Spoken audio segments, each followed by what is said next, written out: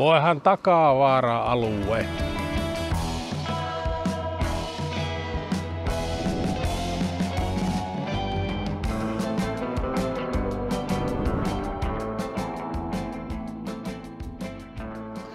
Tuossa lähellä on Takavaara-niminen paikka.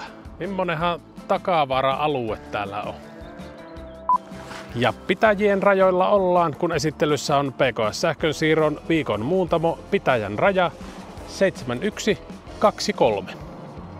Tämä kaksipylväsmuuntamo sijaitsee muutaman 100 metrin päässä Kontiolahden ja Joensuun eli entisen Enon rajalta. Nimensä muuntamo on saanut tuon Pitäjien rajalla olevan sijaintinsa perusteella. Muuntamo on otettu käyttöön kesäkuussa 1987 ja siinä on 500 kV-ampeerin muuntajakone.